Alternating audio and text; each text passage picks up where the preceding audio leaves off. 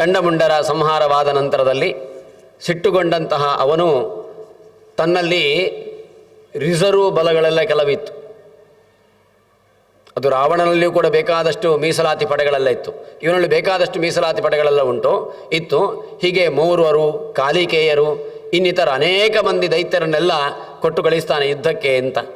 ಭಾರೀ ಭಾರೀ ಸೈನ್ಯಗಳೆಲ್ಲ ಬಂದಿದೆ. ಆವಾಗ ದುರ್ಗಾದೇವಿ ಕೂಡ ತಾನು ಅನೇಕ ರೂಪವನ್ನು ಧಾರಣೆ ಮಾಡ್ತಾಳೆ. ಅದರಲ್ಲಿ 3 ತನ್ನದ್ದೇ ರೂಪಗಳು.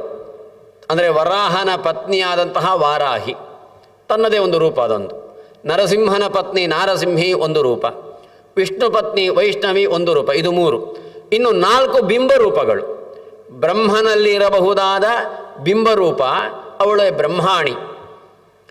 ಮಹೇಶ್ವರನಲ್ಲಿರುವಂತಹ ಬಿಂಬರೂಪ ಮಾಹೇಶ್ವರಿ. ಕುಮಾರನಲ್ಲಿರುವಂತಹ ಬಿಂಬರೂಪ ಕೌಮಾರಿ. ಅದೇ ರೀತಿ ಇನ್ನು ಬ್ರಾಹ್ಮಿ, ಮಾಹೇಶ್ವರಿ, ಮತ್ತು ಯಾರಿನ್ನು ಇನ್ನೊಂದು ಕುಮಾರಿ ಇಂದ್ರಾಣಿ. ಇಂದ್ರದೇವರಲ್ಲಿರುವಂತಹ ಬಿಂಬರೂಪ ಇಂದ್ರಾಣಿ. ಹೀಗೆ ಒಟ್ಟು 7 ರೂಪಗಳು. ಮೊದಲು ಚಂಡಮುಂಡರ ಸಂಹಾರ ಮಾಡುವಾಗ ಒಂದು ರೂಪ, ಅದು ಸರಿ 8 ಆಯಿತು.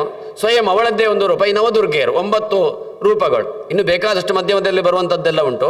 ಹೀಗೆ ತನ್ಮೂಲಕವಾಗಿ ಯುದ್ಧ ಮಾಡ್ತಾ ಇದ್ದರೆ ಒಬ್ಬೊಬ್ಬರು ಒಂದೊಂದು ಕ್ರಮದಿಂದ ಯುದ್ಧವನ್ನು ಮಾಡ್ತಾ ಇದ್ದಾರೆ. ಆ ಸಂದರ್ಭದಲ್ಲಿ ಪಲಾಯನ ಮಾಡುವಂತಹ ತನ್ನ ಸೈನ್ಯವನ್ನು ಕಂಡಂತಹ ರಕ್ತಬೀಜ ಯುದ್ಧಕ್ಕಾಗಿ ಬಂದಿದ್ದಾನೆ. ಆ ರಕ್ತಬೀಜನ ವೈಶಿಷ್ಟ್ಯ ಏನು ಅಂತಂದರೆ, ರಕ್ತಬಿಂದುರ್ ಯದಾ ಭೂಮೋ ಪತತ್ಯಶ್ಚ ಶರೀರತಃ ಸಮುತ್ಪತತಿ ಮೇದಿನ್ಯಾಂ ತತ್ಪ್ರಮಾಣೋ ಮಹಾಸುರ. ಇವತ್ತಿನ ಕ್ಯಾನ್ಸರ್ನಂತೆ ತನ್ನ ದೇಹದಿಂದ ಒಂದು ತೊಟ್ಟು ರಕ್ತ ಇಳೆಗೆ ಬಿದ್ದರೆ ಸಾಕು, ಅವನಷ್ಟೇ ಪರಾಕ್ರಮಿಗಳು 1000 ಮಂದಿ ರಕ್ತಬೀಜಾಸುರು ಹುಟ್ಟುಕೊಳ್ತಾರೆ. ಇಂತಹ ವರವುಳ್ಳವ ರಕ್ತಬೀಜಾಸುರ ತಾನು ಯುದ್ಧ ಮಾಡ್ತಾ ಇರುವಾಗ ಈ ಮಾತೃಕೆಯರು ತಮ್ಮ ತಮ್ಮ ಆಯಿಂದ ಹೊಡೆಯುತ್ತಾ ಇದ್ದರೆ ರಕ್ತ ಕೆಳಕ್ಕೆ ಬೀಳ್ತಾ ಇತ್ತು. ಹೀಗೆ ಕೊನೆಗಾಗುವಾಗ ರಕ್ತಗಳೆಲ್ಲ ಓಕುಳಿ ರಕ್ತದ ನದಿಗಳೇ ಹರಿಯುವಂತೆ ಆಯ್ತಲ್ಲಿ. ಆ ಸಂದರ್ಭ ಎಲ್ಲ ಬಂತೆಲ್ಲ. ಅನಂತರದಲ್ಲಿ ಈ ಇಂದ್ರಾಣಿ ಎಂಬವಳು ತನ್ನ ವಜ್ರಾಯುಧದಿಂದ ರಕ್ತಬೀಜನ ಹಣಕ್ಕೆ ಹೊಡೆದ ತಕ್ಷಣದಲ್ಲೇ ಅಲ್ಲಿ ಪೂರ್ತಿ ರಕ್ತ ಸುರಿಲಿಕ್ಕೆ ಆರಂಭವಾಗಿದೆ. ದೇವತೆಗಳೆಲ್ಲ ಕಂಗಾಲಾಗಿದ್ದಾರೆ, ಏನು ಮಾಡಬೇಕು ಅಂತ ಗೊತ್ತಾಗ್ತಾ ಇಲ್ಲ. ಸಹಸ್ರಶೋ ಜಗದ್ವ್ಯಾಪ್ತಂ ತತ್ರಮಾಣೈರ್ ಮಹಾಸುರೈಹಿ. ಎಲ್ಲ ಕಡೆಯಲ್ಲಿ ಎಲ್ಲ ನೋಡಿದರೂ ರಕ್ತಬೀಜಾಸುರ ಇರೋದು ಪೂರ್ತಿ. ಇಂತಹ ಸಂದರ್ಭದಲ್ಲಿ ದೇವತೆಗಳು ಕಂಗಾಲಾಗಿದ್ದಾರೆ. ವ್ಯಾಪ್ತಮಾಸಿ ತಥೋ ದೇವಾಹ ಭಯಂ ಆಜಗ್ಮರುತ್ತಮಂ. ಆ ಸಂದರ್ಭದಲ್ಲಿ ಚಂಡಿಕೆಯನ್ನು ಕುರಿತು, ಅಂದರೆ ಚಂಡಮುಂಡರನ್ನು ಸಂಹಾರ ಮಾಡುವಾಗ ತಾನು ಯಾವ ಕಪ್ಪು ರೂಪವನ್ನು, ಚಂಡಿಕಾ ರೂಪವನ್ನು ಧಾರಣೆ ಮಾಡಿದ್ದಾಳೆ, ಅವಳಿಗೆ ಶ್ರೀದೇವಿ ಹೇಳ್ತಾಳೆ, ನಾನು ಸಂಹಾರ ಮಾಡ್ತಾ ಬರ್ತೇನೆ, ನೀನು ನಿನ್ನ ನಾಲಿಗೆಯಿಂದ ಆ ರಕ್ತವು ಕಾಣಿಸದಂತೆ ಮಾಡ್ತಾ ಬಾ, ಭೂಮಿಗೆ ಬೀಳದಂತೆ ಮಾಡ್ತಾ ಬಾ ಅಂತ. ಅದು ಶತ್ರುಗಳ ಇದಕ್ಕೆ ಬೀಭತ್ಸ ರಸ. ಯಾಕೆಂದರೆ ಅವಳು ರಕ್ತಪಾನ ಮಾಡುವಳೆಲ್ಲ ಅವಳು. ಅದು ಭೀಮಸೇನ ದೇವರು ದುಶ್ಯಾಸನ ಸಂಹಾರ ಮಾಡುವಾಗ ಹೇಗೋ ಹಾಗೇನೆ ಭೀಮಸೇನ ದೇವರು ದುಶ್ಯಾಸನ ಸಂಹಾರ ಮಾಡುವಾಗಲೂ ಕೂಡ ಒಂದು ತೊಟ್ಟು ರಕ್ತವೂ ಕೂಡ ಆ ಹಲ್ಲಿನ ಒಳಗಡೆ ಹೋಗಲಿಲ್ಲ. ಕಾಣುವವರ ಕಣ್ಣಿಗೆ ಮಾತ್ರ ಅದು ರಕ್ತ ಕುಡಿತಾ ಇದ್ದಾನಪ್ಪ ಭೀಮ ಅಂತ ಅನ್ನುವ ರೀತಿಯಲ್ಲಿ ಕಾಣಿಸ್ತಾ ಇತ್ತು. ಹೇಗೋ ಅದೇ ರೀತಿ ಇಲ್ಲಿ ಕೂಡ ಅದೇ ರೀತಿ ಯುದ್ಧ ಮಾಡ್ತಾ ಇವರು ಎಲ್ಲ ಆಯುಧಗಳನ್ನು ಹೊಡಿತಾ ಬಂದರೆ ರಕ್ತಬೀಜಾಸುರನದ್ದು ಸೋರಿ ಎಲ್ಲ ಚಾಮುಂಡ ಅದನ್ನು ಇಲ್ಲ ಅಂತ ಮಾಡ್ತಾ ಬಂದರೆ ಕೊನೆಗೆ ಅವನು ಆ ರಕ್ತಬೀಜಾಸುರ ವಿರಕ್ತನಾದ. ಏನು ವಿರಕ್ತನಾಗುವುದಂದರೆ ವೈರಾಗ್ಯ ಪಡ್ಕೊಂಡ ಅಂತ ಅರ್ಥ ಅಲ್ಲ, ದೇಹದಲ್ಲಿ ರಕ್ತ ಇಲ್ಲ ಅಂತಾಯಿತು. ನೀ ರಕ್ತಶ್ಚ ಮಹೀಪಾಲ ರಕ್ತಬೀಜೋ ಮಹಾಸುರ. ಕೊನೆಗೆ ಹುಟ್ಟಲಿಕ್ಕೆ ರಕ್ತನೇ ಇಲ್ಲ, ಕೆಳಕ್ಕೆ ಬೀಳಲಿಕ್ಕೆ ಇಂತಹ ಸ್ಥಿತಿ ಬಂದಿದೆ. ಆ ಸಂದರ್ಭದಲ್ಲಿ ಅವಳು ಅವನನ್ನು ಕೂಡ ಸಂಹಾರ ಮಾಡಿದ್ದಾಳೆ. ದೇವಿ ಶೂಲೇನ ಚಕ್ರೇಣ ಬಾಣೈರಸಬಿರಿಟ್ಟಭಿ ಜಘಾನ ರಕ್ತಬೀಜಂ ತಂ ಚಾಮುಂಡಾಪೀತ ಶೋಣಿತಂ. ಅವನು ಕೆಳಕ್ಕೆ ಬಿದ್ದಿದ್ದಾನೆ. ದೇವತೆಗಳೆಲ್ಲ ಸಂತೋಷಪಟ್ಟರು, ಮಾತೃಗಣಗಳೆಲ್ಲ ಸಂತೋಷಪಟ್ಟರು.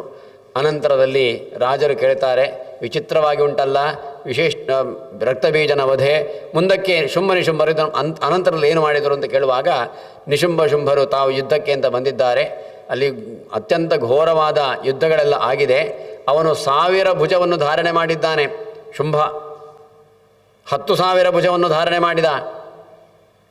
ಹೀಗೆ ಯುದ್ಧ ಮಾಡ್ತಾ ಇದ್ದಾನೆ. ಅದನ್ನೆಲ್ಲವನ್ನು ತಾನು ಕತ್ತರಿ ಖಡ್ಗೇನ ಶತಧಾರೇಣ ಸಚಶೂಲಂ ಸಮಾದತೆ ಅಂತ ಹೀಗೆ ಅನೇಕ ವಿಧವಾದ ಅವನ ಆಯುಧಗಳನ್ನು ಅವನ್ನೆಲ್ಲ ಸಂಹಾರ ಮಾಡ್ತಾ ಬಂದಿದ್ದಾರೆ.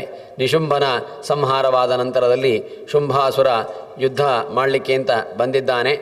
ಹೇಳ್ತಾನೆ ಅವನು, ಶುಂಭಾಸುರ, ನೀನು ಹೇಳುವಾಗ ಭಾರಿ ಬೊಬ್ಬೆ ಹಾಕಿದಿ.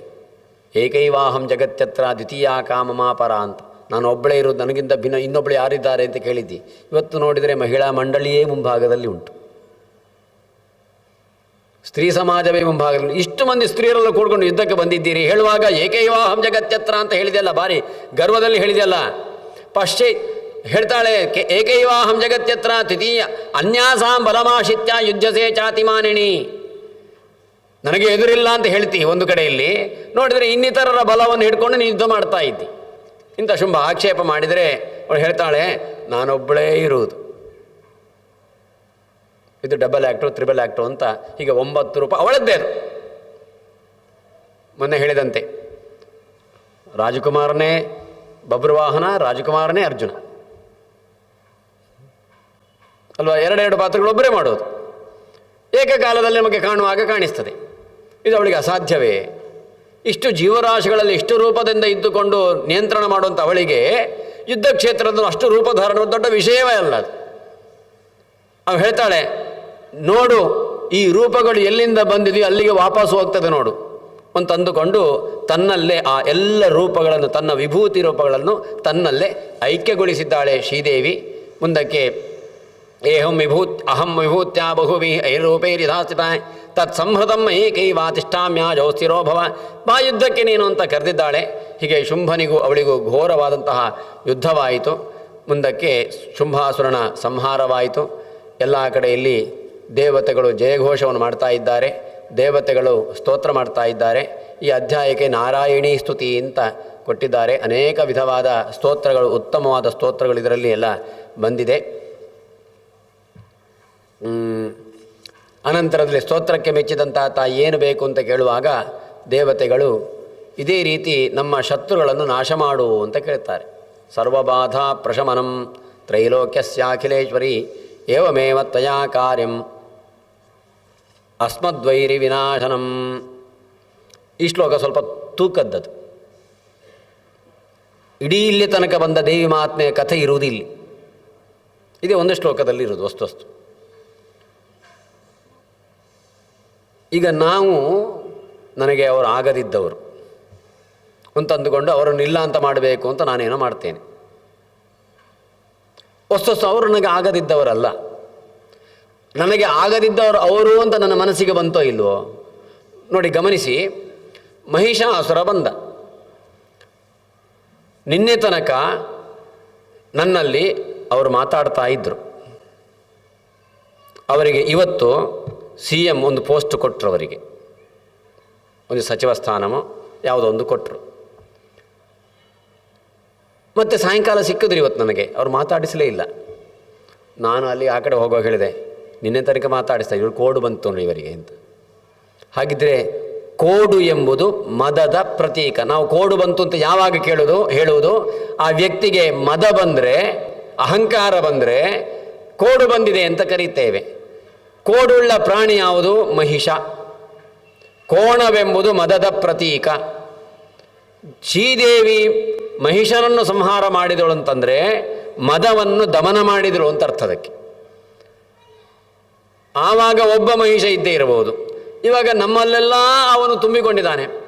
ನಮ್ಮಲ್ಲಿರುವಂತಹ ಮದದ ದಮನಕ್ಕೆ ಶ್ರೀದೇವಿ ಅವತರಿಸಲೇಬೇಕು. ಆದ್ದರಿಂದಾಗಿ ಮಹಿಷಾಸುರನ ಸಂಹಾರ ಅಂತಂದರೆ ಮದದ ಸಂಹಾರ ಅಂತ ಅರ್ಥದಕ್ಕೆ. ನಾವು ಮತ್ತೆ ಪಕ್ಕದ ಮನೆಯವರು ಸಾಯಲಿ ಅಂತೇನು ಮಾಡಬೇಕಾಗಿಲ್ಲ, ಯಾರು ನಮ್ಮಲ್ಲೇ ಇದ್ದಾರೆ ಅದು. ಇನ್ನು ಶುಂಭ ನೋಡಿ,